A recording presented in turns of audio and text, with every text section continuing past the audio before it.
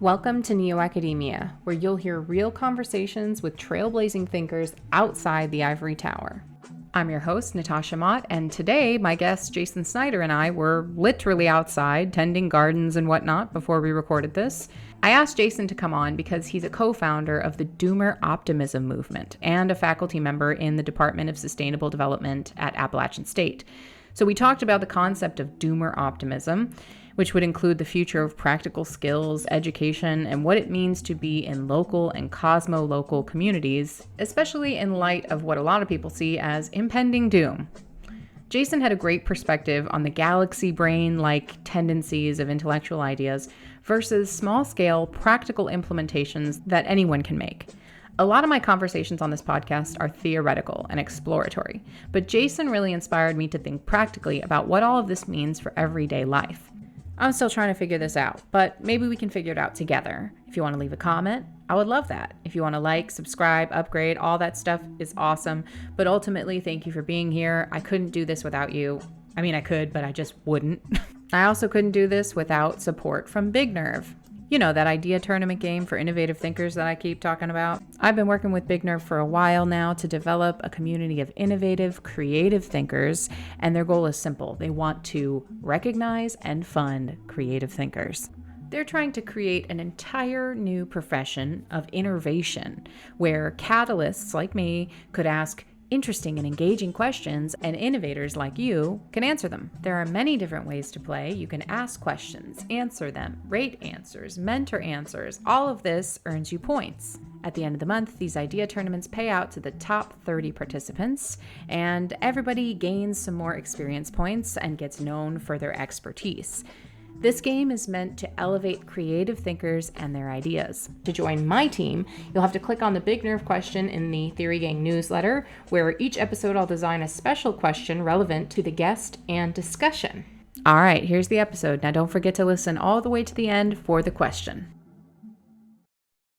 Well, recording on your phone is kind of what probably happens when you're a homesteader, right? It's like you can't have the ultimate high tech and have the awesome connection with nature, right? Right. No, that's a law of nature for sure. It's one or the Yeah. other.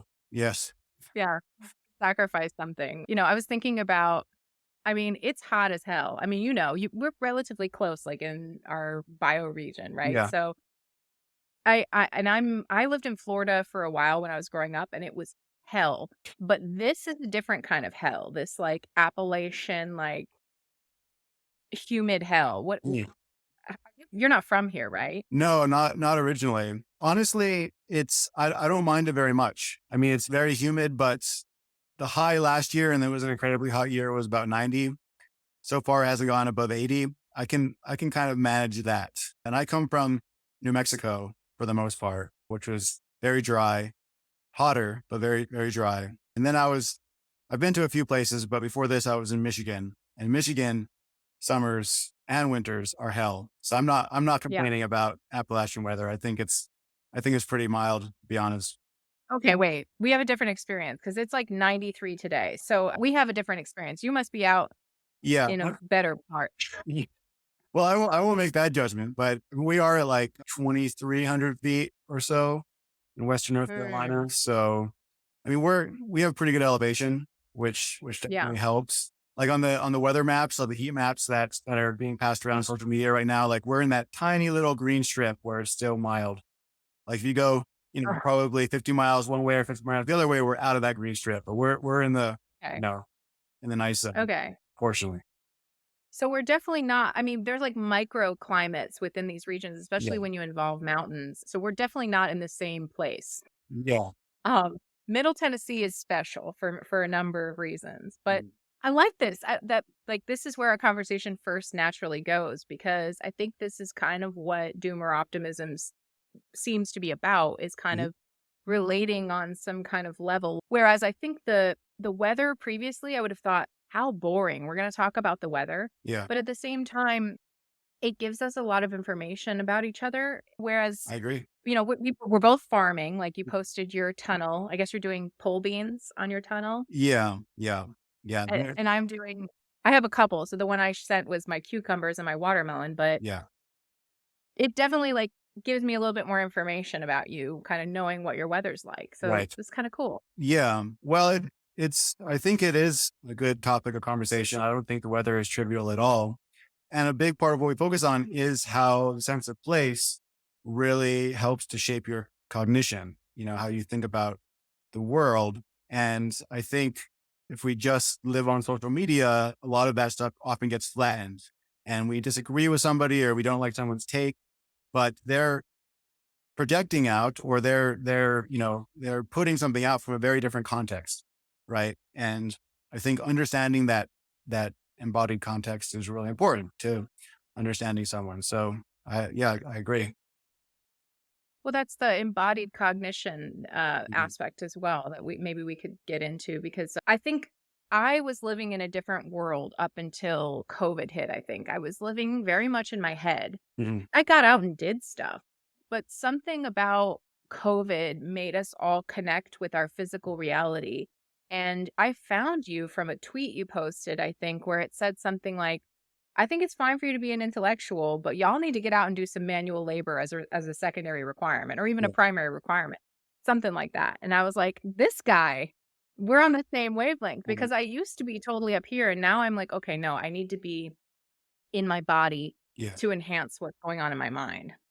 Yeah. Well, I'm definitely, I spent all of my 20s and much of my 30s in school, all the way through PhD. So I was very much in the same boat, very, in my head, not a lot of skills, not a lot of common sense, to be honest. And I think I was having various psychological issues associated with that, of not being more embodied. I got really into meditation for a while, and through the meditation, I started thinking about embodiment and embodied cognition because you're paying very close attention. But I think what that eventually led to is like, no, actually, being in your body really matters, right? Like, wherever we're going, the transhumanist future, or whatever, we have to remember that, you know, physicality is still very important, right? We're not going to just upload our cognition to the cloud and live there without consequences.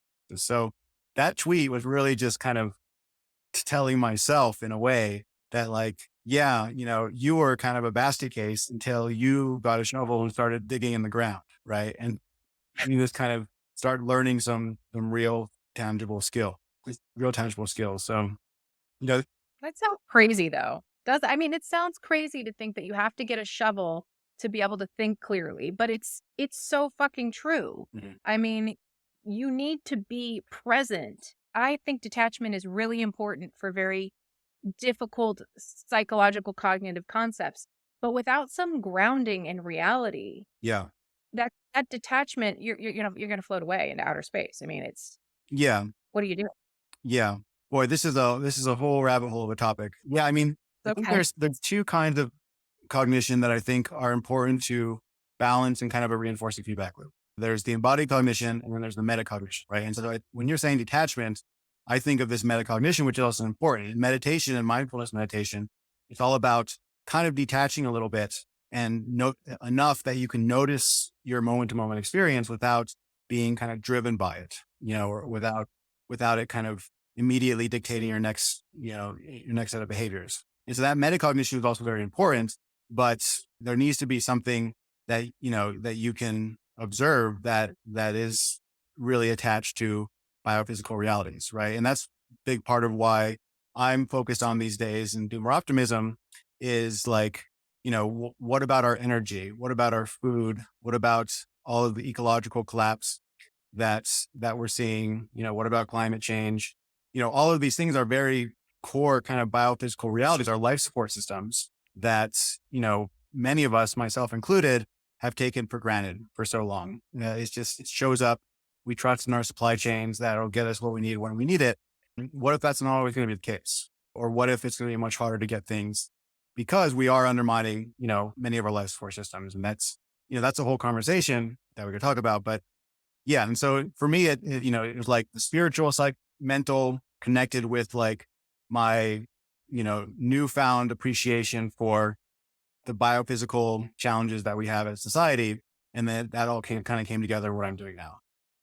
Yeah. So, well, that's a good segue to actually introduce like what you're doing. I never do introductions. I just, No, I I love how just, you just floated right in there. That was great. yeah, I just go right in the conversation because I don't know. I think it's important to get into a conversation and then we can kind of back out of it.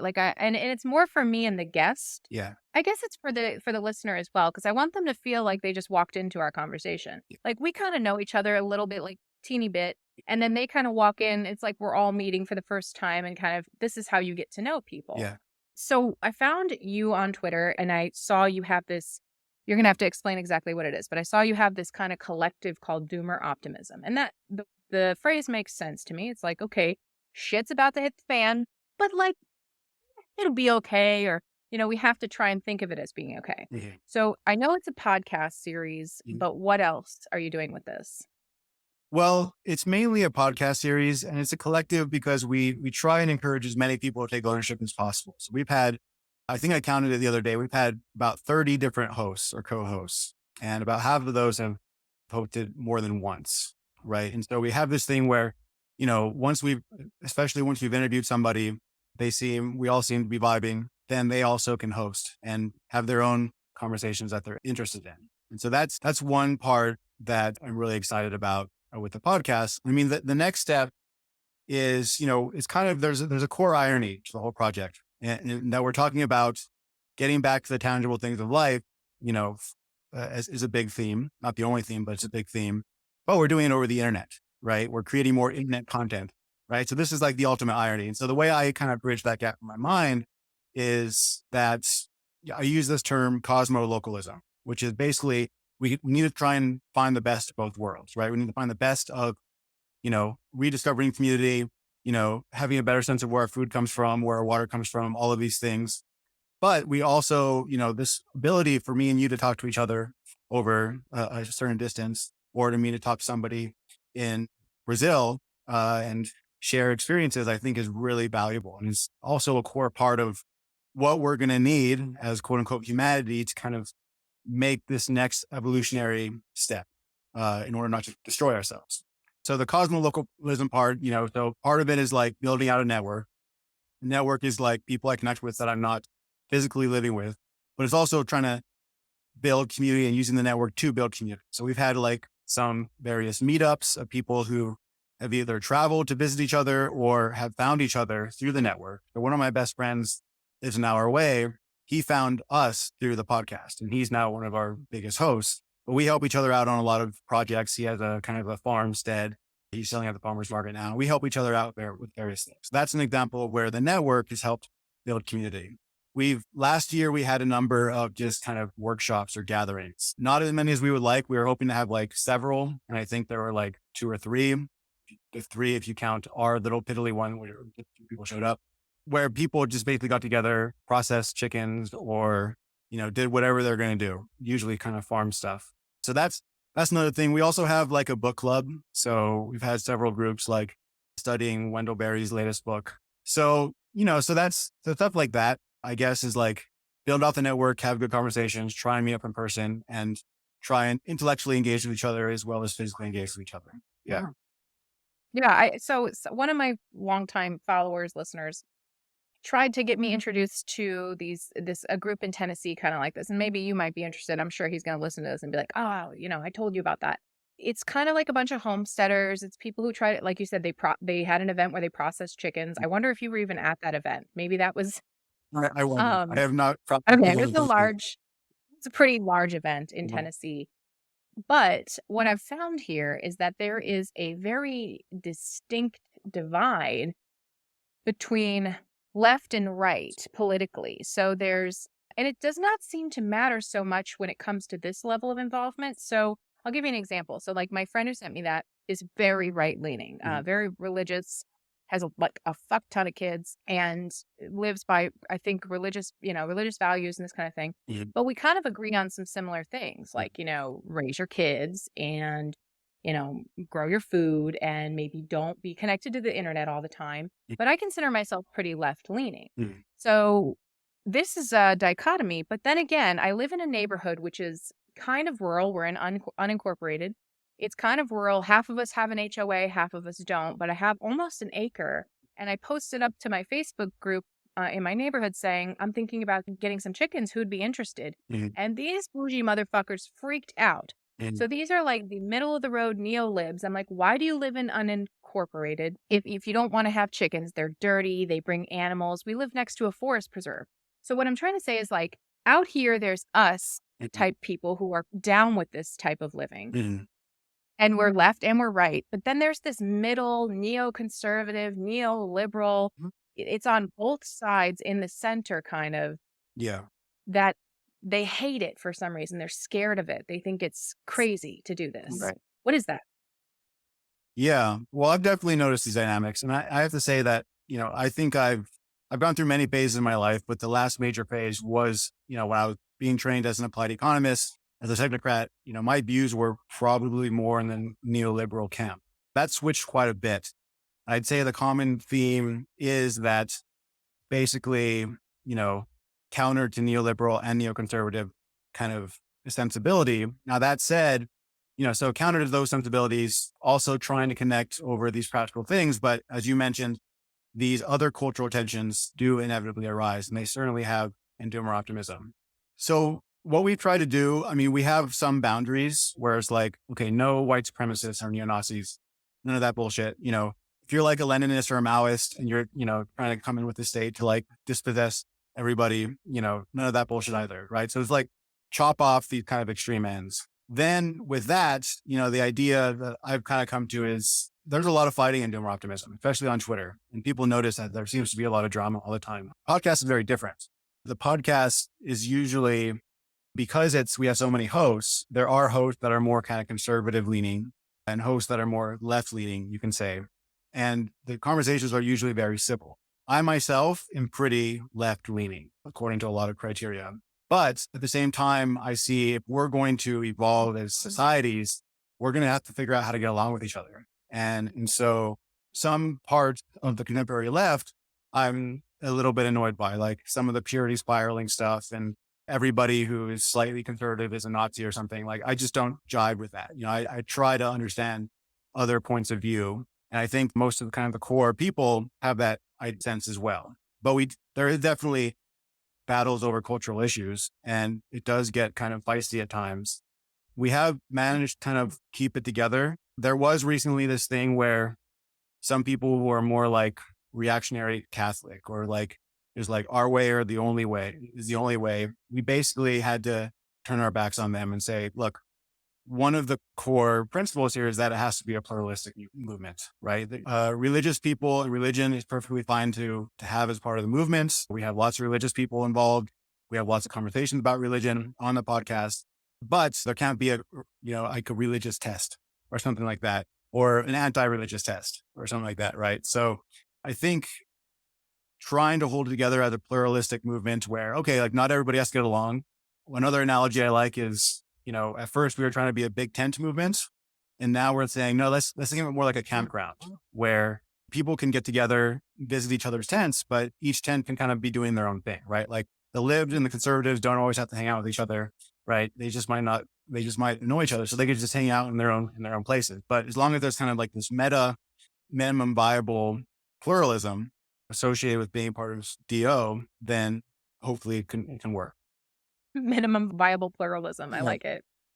So this is interesting though, because I think what I imagine when I think about this movement is more of the degrowth narrative.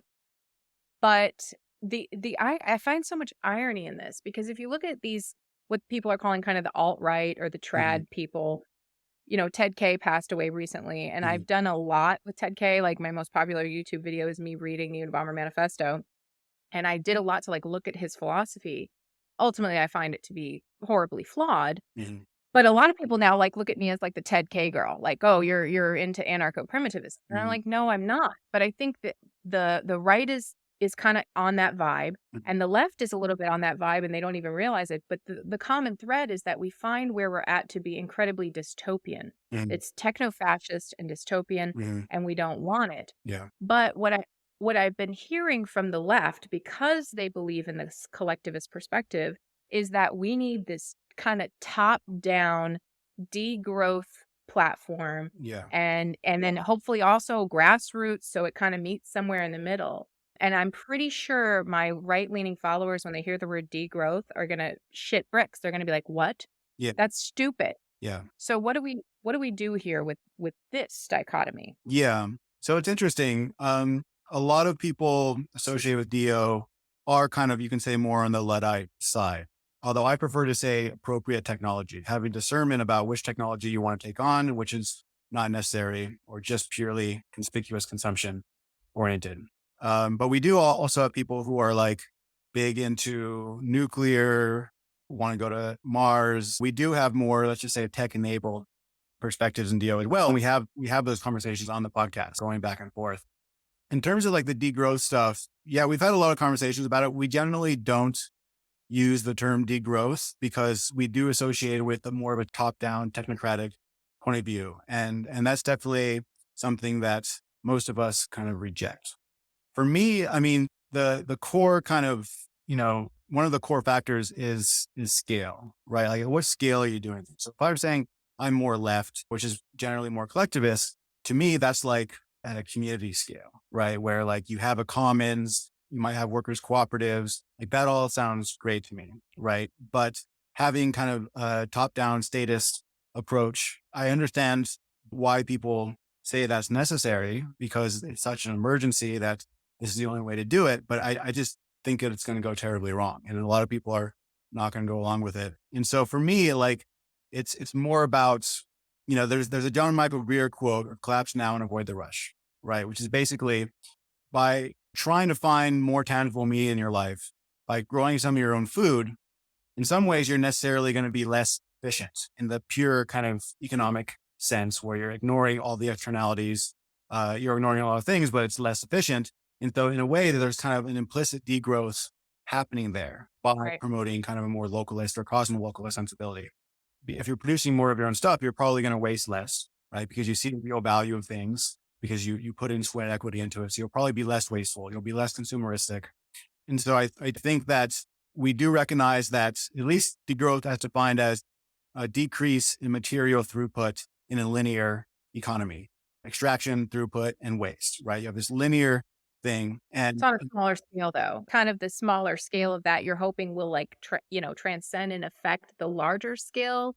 well, I mean, the idea for me is that it is smaller scale, but it's also networked, right? So that's the networked or cosmolocalism part where I'm pretty influenced by kind of the social anarchists where they basically focus a lot on community on the municipal scale, but they're also connected in solidarity with people all around the world, right? And that's kind of the philosophy behind that. And so it's kind of I often like to think it's a broad scale movement, not a large scale movement. Broad scale is that it's many different nodes scattered everywhere doing this thing, but they're all connected to each other and they're all sharing insights, proof of concept, support, things like that.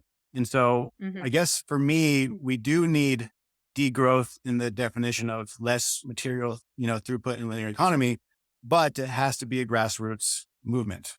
And if governments want to support the grassroots movement, that's okay. But once you start technocratically planning the economy, I think that it's just going to go horribly. Yeah. right. Well, the number one thing I think is that it feels like a constant psyop. Like all these people, like the Ted K type people, they're constantly talking about psyops. They're constantly talking about Bill Gates conspiracy, WEF. Yeah. And I mean, it feels like eugenics in a sense to do that because let's say you completely eliminate or you greatly reduce industrial meat production. That's going to affect people Yeah. that you don't want that to affect. And so what I'm hearing from that side of things is like, oh, well, decolonization has to accompany degrowth. And I'm like, now you're talking about impossibility on top of impossibility. These kinds of things are just fairy tale land. And when you have fairy tale utopia planning, you get shitty, violent results. And that's what I see. It has, like you said, it has to come from the bottom up, from people. Like you see a reduction in industrial meat purchasing, then it will have to adjust, right? And I don't know how to do that, but you were on a podcast with Daniel Schmachtenberger. Yeah. Which, by the way, you said like 2 words on that podcast. I know. I hope you have another one, but Yeah. I don't He know has that a lot you'll to get. say. He He's a does. galaxy brain. And so I pick my spots in that conversation. You did. And what was funny is like while I'm listening to that, I'm a podcast host. Uh-huh. So when you kind of don't know, like when you've got some giant galaxy brain idea, you ask more questions into it. Yeah. Like you're like, I'm not taking that and running with it. Right. It was hilarious. But yeah, the galaxy brain kind of thing, I feel like he was talking about these lofty ideals and he had Yeah. this high tech, high nature scenario. Yeah. But I heard like zero tangible, small scale outcomes. And that was where I felt like your voice was requested in the conversation. Yeah. But Yeah. what you're doing feels like the implementation of that Mhm. on a small scale. Yeah. Yeah. So, I mean, I think I said this in the podcast, but I'm glad that there's people like Daniel Schmachtenberger thinking about these larger scale dynamics, what he calls multipolar traps, because you can create the most idyllic little eco village. And, if the rest of the world is going to hell, these eco villages is probably going to get wiped off the face of the earth, right? One way or the other. And so you can't put your head in the sand and ignore larger scale dynamics. I will also say that there are some things that, say, national governments can do to at least stop doing so much harm. For one, stop subsidizing fossil fuels and industrial agriculture, or at least phase it out over a period of time if you're worried about the consequences of cutting it off immediately. You can support or give grants for like bioregional field schools, like learning practical skills, coupled with grants for communities to create community land trusts, right? To take land and, property and housing out of the commodification market, make it more accessible to people who wouldn't normally be able to afford it, and also learn the skills to be able to make good use of that land and build communities. And so I do think that there was a lot of things that I recently had a tweet of like 10 policies I would implement, which was kind of different from my style. I don't usually get into like policy, but there are some things that can be done, or at least do less harm. The future is going to be tough no matter how you slice it. I don't know what the future holds. I think a lot of the societies that are seem to be worse off now might be better off in the future. A lot of agrarian societies in low income countries, they're feeling a lot of the brunt of climate impacts and called debt colonial or monetary colonialism and IMF and WTO policies that have been rigged against them, all of these things for a long time.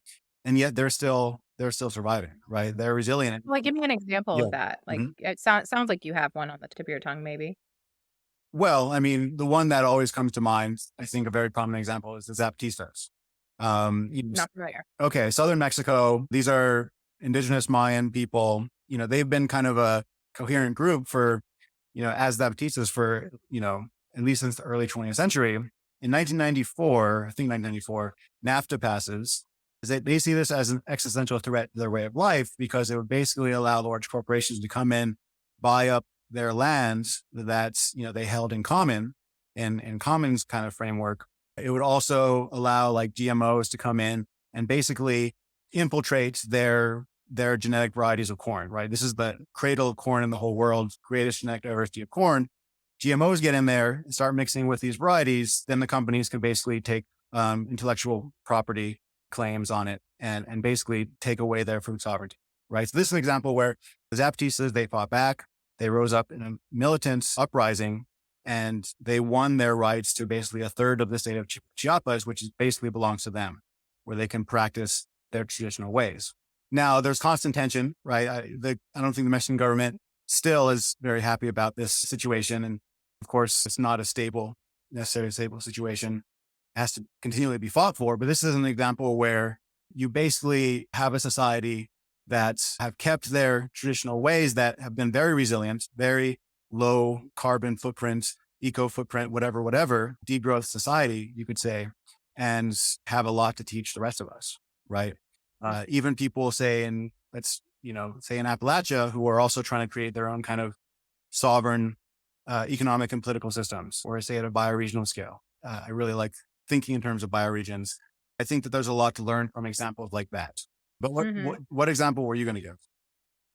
Well, I didn't have one. I mean, I heard of one in India as well, where there's this state in India that's been kind of subsidized by the government to do less in a sense. And it Yeah. sounds like, you know, a degrowth example. Is that But Kerala? what's that? Kerala? Is it Kerala? Yeah, Is that right? yes, Yeah. Okay. yes. Yeah. But it's, you know, it doesn't have the NAFTA example, but I'll speak towards capitalism Mhm. because it's unavoidable and it's a total power and it's definitely the way that the entire world runs. And we have some places where you could kind of uncouple capitalism. It's kind of got its clutches around our economy, our governments and everything. And you could kind of tear it away. But when I try to think about the outcome of that, I wonder if we are losing something as to collective intelligence. So the guest that's going to be on after you is Jeffrey West. I don't know if you know who that is, Is he but the scale guy? yeah, Yeah. yeah. Uh-huh. So he was president of the Santa Fe Institute for a while, and he wrote the book Scale, and it's all about how, well, the particular example I'm thinking about is how cities may be a form of collective intelligence, and I'm Mhm. also thinking like, could corporations Mhm. also be a form of collective intelligence? Now, like cities don't really die that we've seen so far, not too much, but corporations seem to have this very short growth trajectory and then they die or they get eaten or whatever. But if we kind of let unfettered capitalism go, I think it's almost like a virus. And I think it's our job almost to uncouple these kinds of things from our individuality, lest we become completely beholden to them. Yeah. So I don't know. That's kind of what I was thinking about it. But one of the things in the US we could do is, for example, overturn Citizens United. Yeah. And I I agree with that. never hear anybody talk. I feel like Mhm. I'm a broken record saying this all the time. I Yeah. don't talk about political policy issues very often, but Mhm. I say this one over and over again. I'm like, why the fuck do we think it's okay for corporations to write the rules? Is this what we really want? Yeah. Yeah. Yeah. Well, I couldn't agree more about that. I mean, I think a lot of Doomer optimists have frankly given up on national politics and are like, we're going to create our own parallel societies because it's just otherwise we feel powerless. Right. And maybe that's, I think maybe a little bit of both is good. If anything, if we get politically engaged just more at a local level, like, town council or something. But, we do need people pushing for these larger national reforms as well. I mean, at least to do less harm, right? As I mentioned before. In terms of cities, so a big area that I look at a lot is energy. And what would a post fossil fuel world actually look like? What would actually be viable in a post fossil fuel world? And I don't think that, at least in the mainstream conversations, like, oh, well, we're going to transition to green energy technologies and be able to maintain our current lifestyles. And, this could be a whole podcast, and we have had a whole podcast on it. There's several reasons I think why that's just not viable. Um, one, we just, 20% of the global energy economy is run by electricity, right? All of these new technologies provide electricity, right? Liquid fuels is really what runs most of our heavy industry, most of our heavy freight, produces kind of the core materials of civilization: concrete, steel, plastics, fertilizers. All of these things are either fossil fuel products or we still currently require fossil fuels. Then there's the minerals aspect. Where are we going to get all of our cobalt from to go into our lithium ion batteries? Are they going to come from very exploitative relationships with the Congo, where you have child laborers or otherwise just very exploitative supply chains? There's a whole long list, of energy. And if you think of cities before fossil fuels, cities just could not get that big metabolically, right? If you Right. analogize a city to a human body metabolism, we need a certain amount of energy coming in and we have a certain waste product, right? Cities couldn't get more than like 500,000 people. I think the largest city Right. before fossil fuels was 1 million people. That was like the highest high watermark, right? Now we have, dozens and dozens of mega cities all over the world. What's feeding this metabolism? What's bringing all of the resources in to sustain people? What's taking all of the waste out? Where's that waste going, right? At such a large scale, it's really hard to create a circular economy to reintegrate all those materials back into inputs into something else. And so I just think that a lot of people haven't considered that, okay, we need to get away from fossil fuels, one, because of climate, and two, because we'll eventually run out. Eventually, it's going to get more expensive to extract. It's going to be harder and harder to get to. And so the net energy is going to start declining. And then what do we do? And so I kind of think that a lot of these corporations or cities being kind of these eternal things, like that doesn't really account for, again, some core biophysical realities. And so Mm. the question is then, well, this stuff isn't sustainable. It's not going to last. We better now build up the patterns, the infrastructure that will provide an alternative now, right? At a smaller, broad scale that can provide the best kind of transition that's possible. We don't know if that'll be a very catastrophic transition or a relatively smoother transition. We're obviously hoping for a relatively smoother transition to a less just extractive high energy economy that, unless something like nuclear fusion comes online, probably can't be sustained. And even if nuclear fusion came online, that would solve a lot of problems. Perhaps we could provide the energy to recycle a lot more materials. Still provides electricity. Some of those things get around with a lot of energy, but unless we change other core kind of incentive structures, the monetary system being based in ecological health, it'll just feed Right. extraction even faster. And we might, tone down the climate crisis, but we're still going to be cutting down rainforests, and we're still going to be polluting, Right. rivers and oceans, losing topsoil, et cetera. Right. Well, I think this speaks to like Jevons paradox, like the idea that the more efficient energy becomes, the more we're going to use of it. And I think this is like a very much a consilient property, because when you think about the affordances that have been made to try and help us decrease the amount of work we do or the amount of load we carry, it's only really increased it. Like I'm thinking about West's book where he's talking about how the average commute has not changed now that more people have cars. It's Mhm. just we're willing to drive farther. Yeah. So there's some paradox there that even if we increase the ease of access to something, we're just going to like reach farther to get something else. You know what I Yeah. mean? There's some intrinsic motivation that we have to kind of push ourselves to some particular limit. And I think even if we solve the energy problem, like you said, there's this, what is the word everybody's using in this space? Planetary boundaries Mhm. that we still have to come up against. Like, for example, I think about maritime law all the time. Mhm. If we overfish the oceans, which we are, we're all fucked. Yeah. And then what? This isn't just like a fishing problem. This isn't just a, oh, I don't get my sushi problem.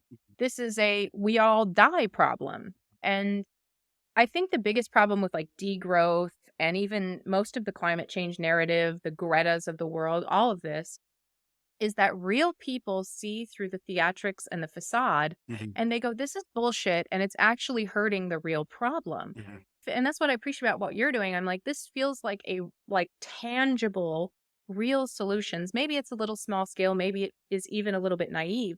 But unless we find ways to connect with each other, like I don't want to use the word organically, but directly Mhm. or on a human level, Mhm. we're gonna be fucked. So I mean, I'd rather have a thousand Doomer Optimism sites than like 3 Greta lectures, because Mhm. I mean, it just does nothing. If you don't see it every day in your life, Mhm. you're you you have no involvement. So what are your plans for kind of expanding what you're doing? Yeah. Well, just one day at a time. Well, so I'll speak about me personally. I'm trying to balance making a living, helping to bring enough income to my family. Right now, I'm working a couple of odd jobs, trying to develop a homestead, trying to build my own community here. And being a relative newcomer takes a lot of humility and just a lot of learning. And then there's this kind of online network that I'm trying to help build. I think we go through waves. Like we came out of COVID and there was a lot of energy. Right now in the news, everything, at least in the news, is less dramatic. For most people, it doesn't feel like the world is falling apart this instant, right?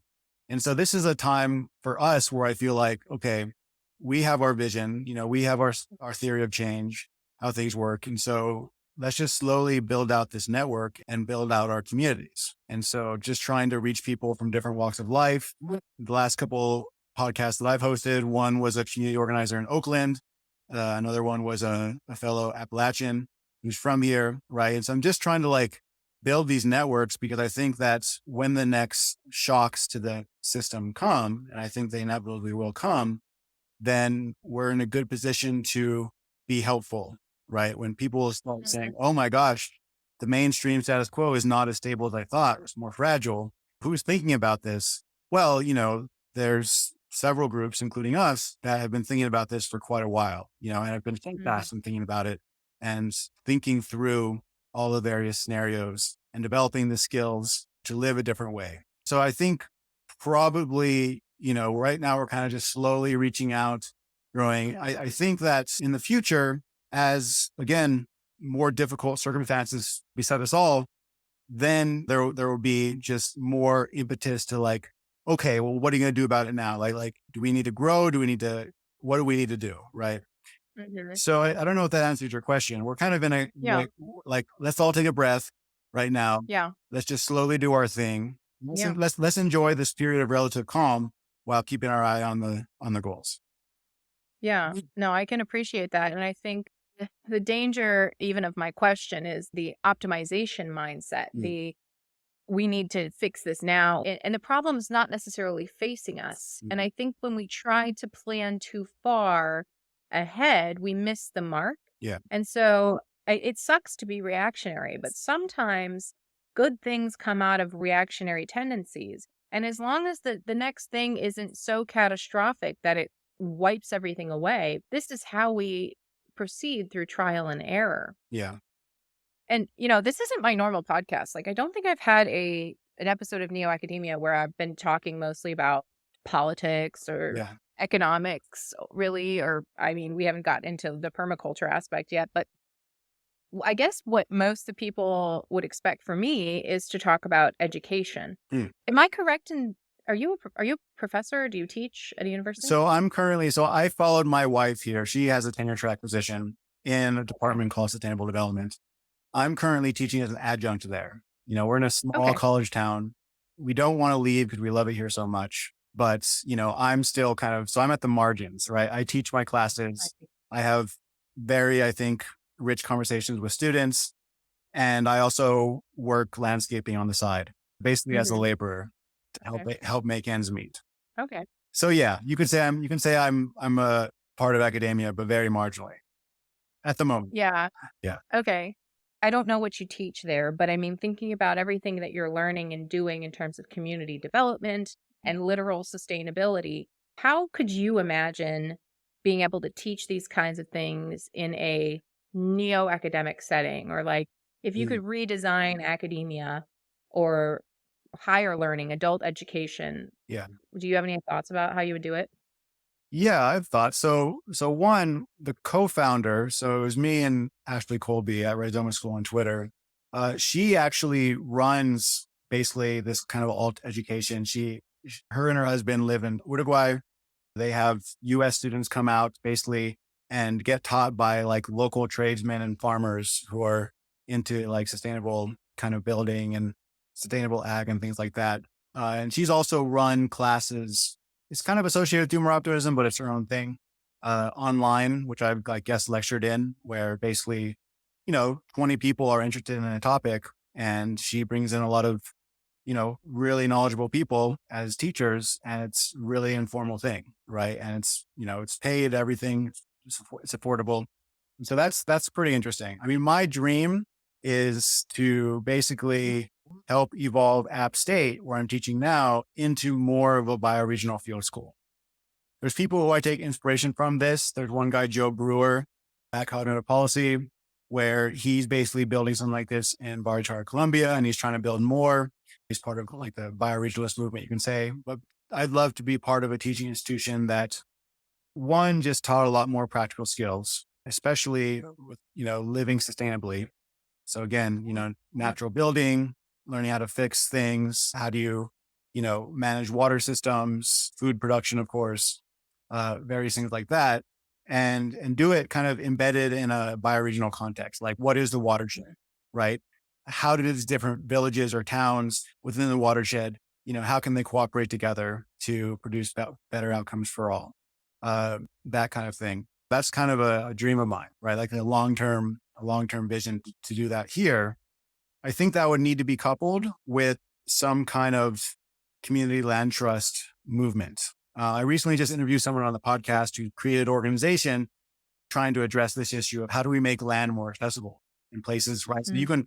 person can develop all the skills in the world, but if they can't afford to buy land or, the equipment that they need, they're going to be out of luck. And that's a big problem for a lot of people of our generation and younger. Right? Right.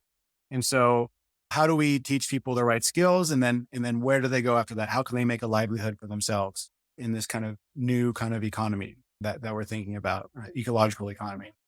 So that's really the model. I think online learning, peer-to-peer learning and education platforms are cool, but my dream is basically to be part of a kind of situated alternative learning institution.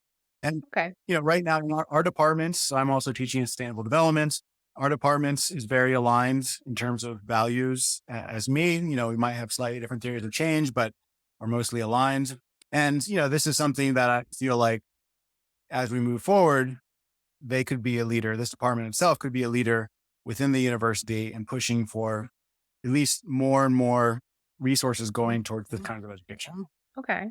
So it's still a formalized thing. I think there's a place for this. Yeah. I mean, I think I think the informal stuff is cool, but the problem is nobody takes it seriously. Right. And I think until there are some institutions that take what we're doing seriously and the things that the community wants, that the people want to learn, not for the sake of pencil pushing or pressing buttons or prompt engineering or whatever the fuck it is, but for actually using the knowledge in our day-to-day lives, until there is more formalization of that Mhm. from the institutions, I don't think it'll pick up any steam. You have to have buy-in as you rise up. You have to get each institutional level buy-in for grassroots movement. Yeah. Well, that's very true. There's a lot of institutional barriers, which, I'm kind of just waving my hands at and saying in the future, the incentive landscape will be vastly different. Once, they realize, I honestly think that the student debt issue and this whole kind of crisis is going to blow up. I think Yeah. probably, a lot of people predict that a lot of universities will go bankrupt, et cetera, et cetera. There's going to be a reckoning with higher education in this country for sure. Certainly now, if I were to try to push for this, I think I would just run into barrier after barrier.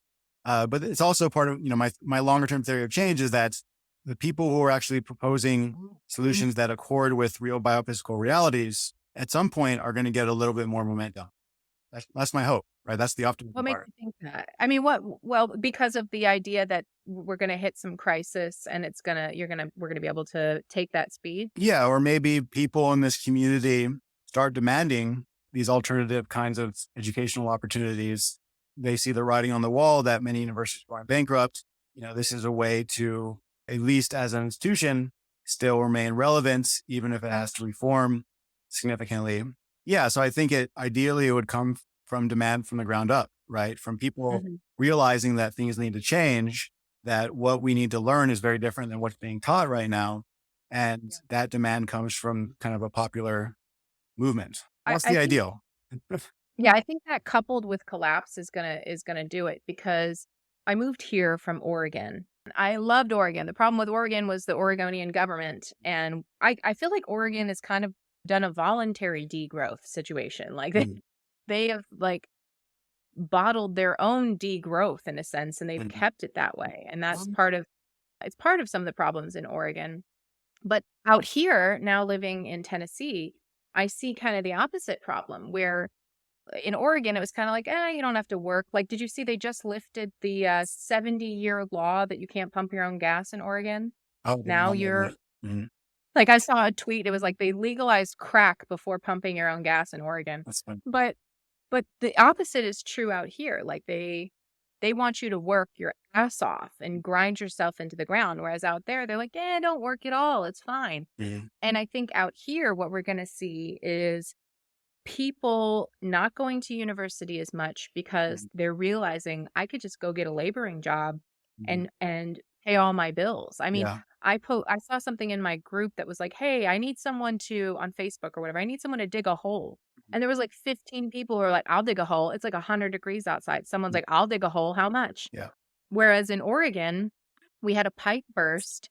And it was just like, well, I don't know if we'll be able to get out there in the next month. It's like, what? Yeah. So these two extremes I'm seeing here it's going to lead to some kind of educational collapse, because here they're not going to go to school. There they're going to go to school. But what are they going to do? Like, they're not going to necessarily get jobs because of it. These people are going to have jobs. Yeah. So this tension is going to create Yeah. some real issues for our higher ed scenario. Yeah. I mean, some people call it the overproduction of elites. And if I'm being honest with myself, I'm an overproduced elite. Pseudo, though. What's that?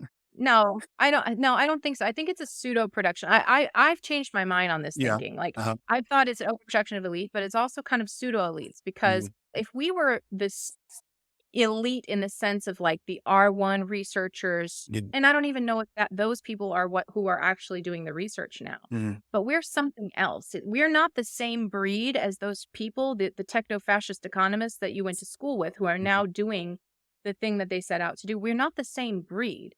So calling us an overproduced elite, I think, is a misnomer. We're not that. Yeah, I mean, I kind of say that tongue in cheek. I mean, I do think that I spent a lot of time taking classes that probably weren't very relevant, learning how to crunch data that didn't really correspond with complex systems and reality, which I have much more appreciation of. But I think, going back to your earlier points, I think it's going to be a big issue that, a lot of people talk about not very many people in the trades these days. And the people who are in the trades are doing pretty well for themselves. The demand is so high. Why is that? Well, one, as our culture, it's expected. When I was, in high school, I was expected to go to college. That was the expectation, even though I had some doubts. I went because that was what people expected of me. There's also demographics as well, right? Like, it's not as bad in this country, but in many parts of the world, there's a demographic crisis, right? The structure of the age population is leaning more and more towards elderly people. So, and especially in a lower energy future where that requires more people doing physical labor, who's going to do that labor, right? Everybody is getting an undergraduate degree and expecting not to have to do that kind of labor. And who's going to do it? Are we going to force people, a certain class of people, to do that labor? That sounds horrible, right? Part of why I'm always trying to encourage people of like, it's everybody's responsibility to try and do a little bit, right? Because we're all in this together, and nobody is above working with your hands, or nobody is above growing some of your own food. I'd much rather us all realize, hey, maybe you're a great programmer or a physicist or something. That's great. You can spend most of your time doing that still, but maybe you should spend a little bit of time. Let's think about a community scale, right? Like, everybody has their kind of specialty, but maybe everybody comes together to help with some of the more physical aspects of that community occasionally. And I think that's just much healthier. I think it's better for everyone's mental health. It lifts the burden on everybody. People are doing labor full time. I think it's just, we're going to, especially millennial kind of college age millennials, I think there's going to be a hard reckoning of like, no, we're not above this. We're not beyond it. We need to humble ourselves a little bit and appreciate the tradespeople, and also learn a little bit of those trades ourselves. Yeah, I totally agree. I mean, a part of the problem here is that if you're an excellent physicist, you probably don't know jack else. Like, I met this guy. I remember when I was in grad school, he was a professor at University of Chicago. He's kind of a big name in his field, I guess.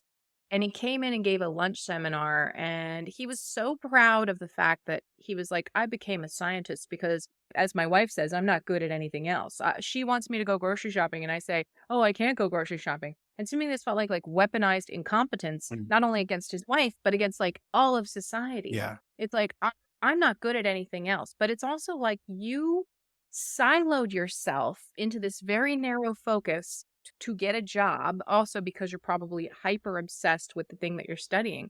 But I think that's in general probably bad, not only for yourself, but for everyone around you. Yeah. It might create, for certain individuals, it might create a breakthrough. But if you think about the way that innovation is going, I mean, look at the people who have innovated in the past. I don't think they were so siloed. I think they were much more integrated and creative. And we know now that creativity comes from kind of being a newcomer in some area. And think about everything you could apply.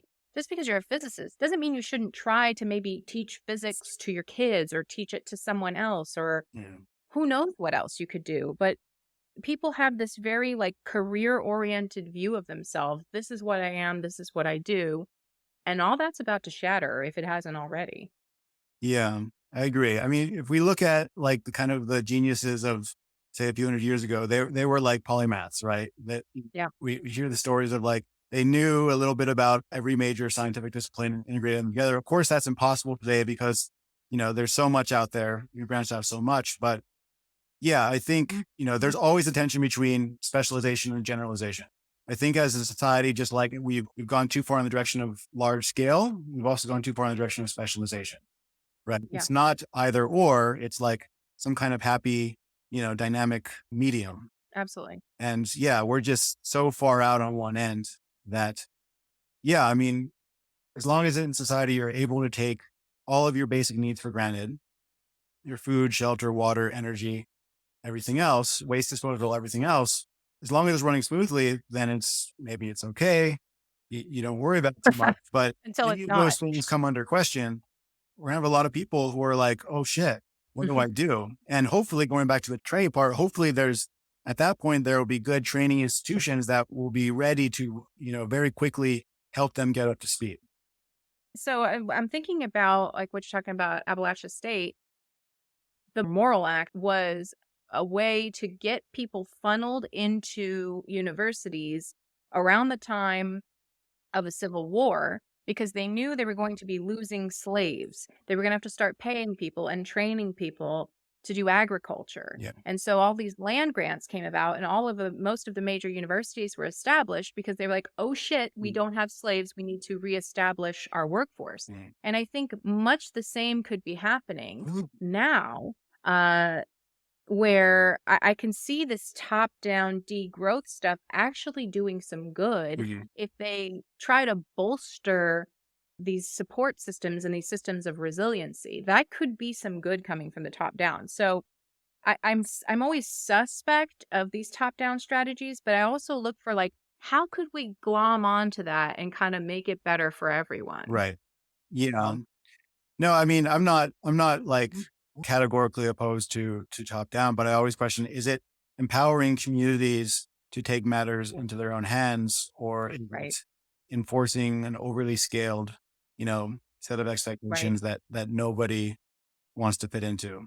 And it's, if part of it is recognizing at a national or national level, hey, we need more learning institutions that teach these things, and they want to provide more grants, right? Like, so one federal program that I really like is the Natural Resource Conservation Agency. And I think they've been doing great work. They're just vastly underfunded. They do great work educating farmers about soil health and maintaining water reservoir and more agroecological practices. And that's great, right? If they can provide actually the right kinds of education, but crucially, again, allow communities to be able to feel like, they have some autonomy in this process, right? And they I think more than feel like it. I think they actually do have autonomy in this process. No, absolutely. Yeah. Yeah. So I hear you have little ones in the background. How old are your kids? 5 and almost a year. Okay. So you got a while to think about this. Mine is 11. So in 7 years, I'm going to have to decide if she's going to college or whatnot. And she obviously right now, she's like, oh, I'm going. First, she wants to be a lawyer. But what do you think? Like in 20 years and 15 years, you think you're going to send them to college? It's hard to say. Like, I'm kind of avoiding that question to see what things are like in 10 years. I will say that I'm sending my kids to public school right now, or I'm going to. If I was in a situation where everyone was saying that public schools are horrible, it's a factory, or it's just a horrible environment, then I consider homeschooling or something else really seriously. But as far as I know, everyone says they're really good. We're going to supplement it with maybe like forest school or something else. I plan to be very involved with the school, being a very involved parent. And I'm hoping that that'll work for me, because I really I'm not always like, there's always a question of, do we leave the current systems completely and try and create new ones, or do we, try and do something in the middle where we are developing our own things, but at the same time, we're still trying to reform from the inside. Yeah. In 10 years, it's hard to say. My ideal, which I would not try to enforce on them, is that they stay around here. They go to, Mm. they go to college, they go to App State. Mm-hmm. They go to our program. They take the very applied Yeah. psychology track, and Yeah. they get into crafts or farming or something else. But Yeah. they're going to have their own ideas. So we'll see. They'll know kind of my perspective on things, but they're going to have to decide that for themselves, right? I love them being Yeah. around because, operating a homestead when you're 70 is hard. So having kids and grandkids around would be kind of nice. But yeah, I think it'll take another 10 years before I really think hard about that. Yeah. Yeah. In your situation, I don't know. I mean, law, we're going to need probably lawyers in the future. Maybe if the blockchain people have their way, we won't, but there'll always be people needed to interpret the law. I think we won't want to give, that's one of the things we won't want to give over to AI, I think, right away or even ever, because when you do that, you lose pretty much the essence of your human governance. It's like, okay, now we are fully governed by artificially intelligent systems, which I think would be bad. Yeah.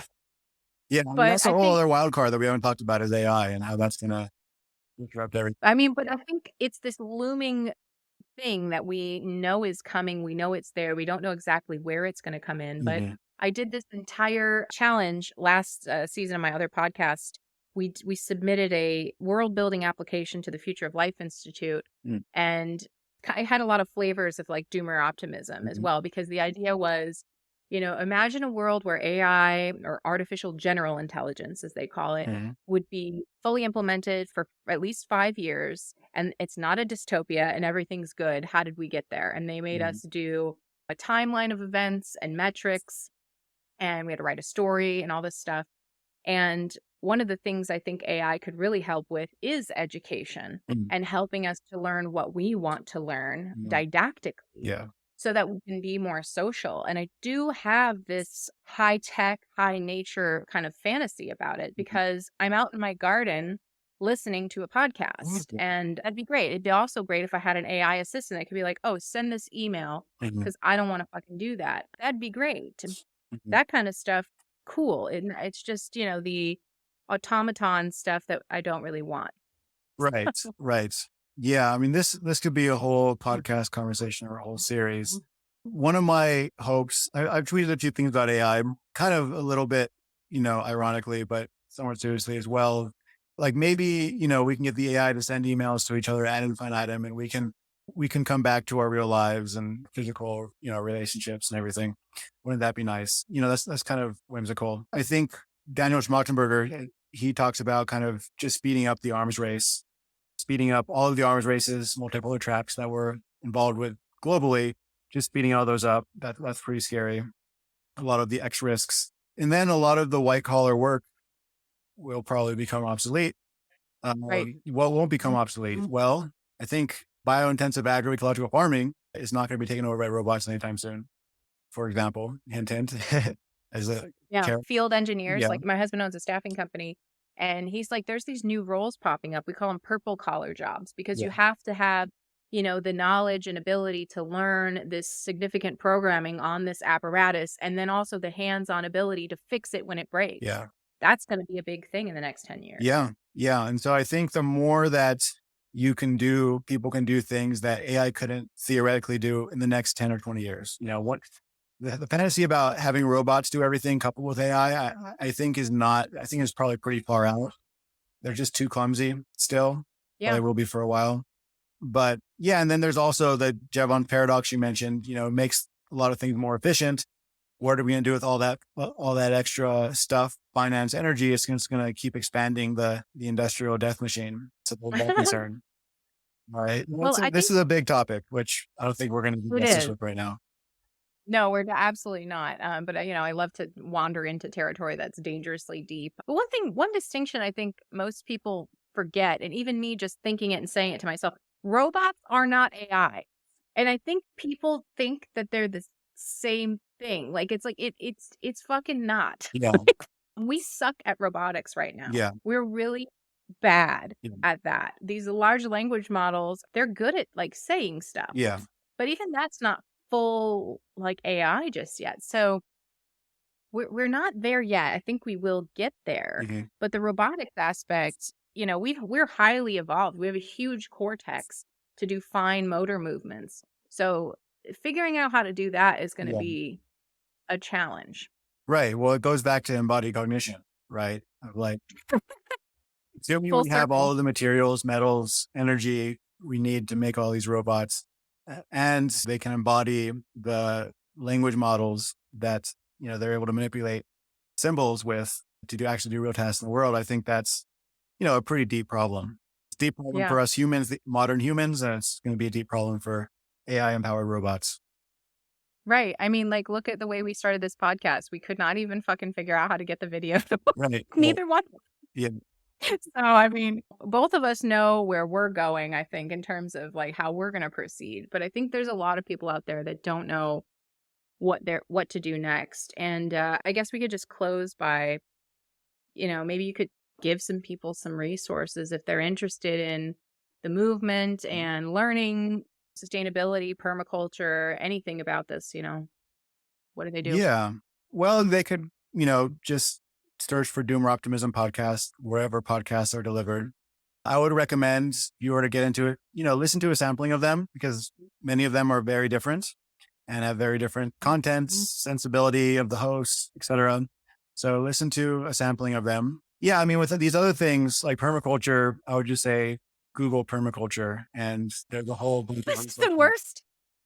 This is the worst recommendation I've ever heard. You could just give some specificity, like what's your favorite Doomer Optimism podcast episode, or like put some flavor on it, my friend. Oh man. Well, the thing is, it's hard to pick a favorite because they're all so different.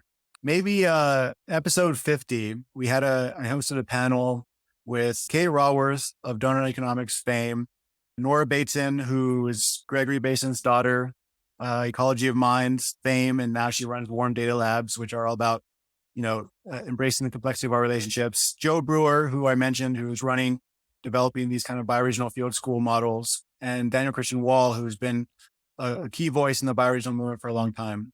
We talk about what does regeneration mean? What does actually that term mean to them? Maybe I would recommend starting with that one.